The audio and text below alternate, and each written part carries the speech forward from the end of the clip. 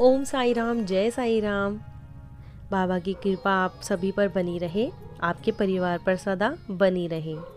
तो चलिए बाबा के कुछ चमत्कार के ऊपर हम चर्चा करते हैं मिलके। तो बाबा के चरणों में नमस्कार करते हुए आइए शुरू करते हैं। भीम जी पाटिल पूना ज़िले के एक गांव जुन्नर में रहने वाले थे। वह धनवान होने के साथ उदार और दरियादिल भी थे।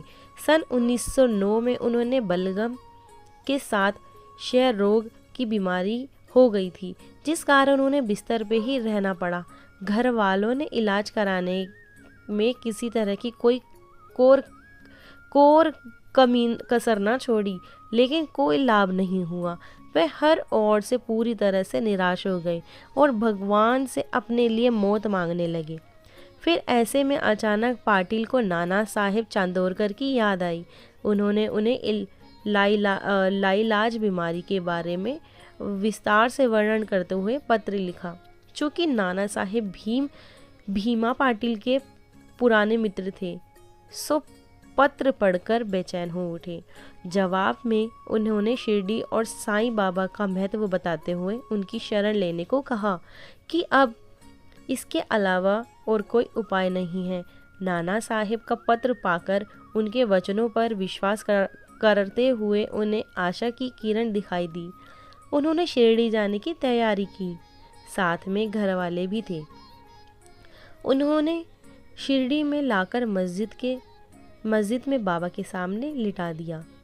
उस समय वहां पर नाना साहेब और माधवराव यानी कि श्यामा तथा अन्य भक्त भी उपस्थित थे।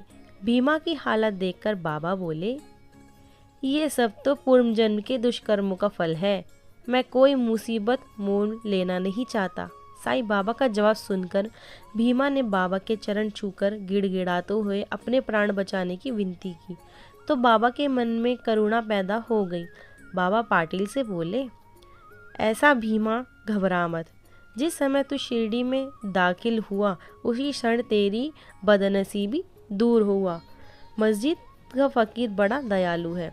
वह रोग भी दूर करता है और प्यार से परवरिश भी करता है। जो भी व्यक्ति श्रद्धा के साथ इस मस्जिद की सीढ़ी पर कदम रखता है वह सुखी हो जाता है। यह सुनते ही भीमा बेफिक्र हो गया। भीमा बाबा के पास लगभग 1 घंटा बैठा होगा। सब उससे आश्चर्यजनक बात यह थी कि भीमा को पहले हर 5 घंटे में खूनी उल्टियां हो रही थी, पर बाबा के सामने रहने पर उसे एक बार भी उल्टी नहीं हुई। रोग तो तभी समाप्त हो गया था जब बाबा ने भीमा को दयालुता भरे वचन से कहा था। बाद में बाबा ने भीमा जी को भीमा बाई के घर ठहरने के लिए कहा।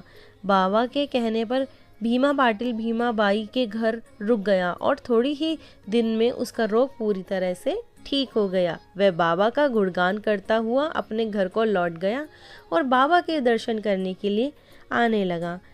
भीमा की साईं बाबा ने निष्ठा बढ़ गई।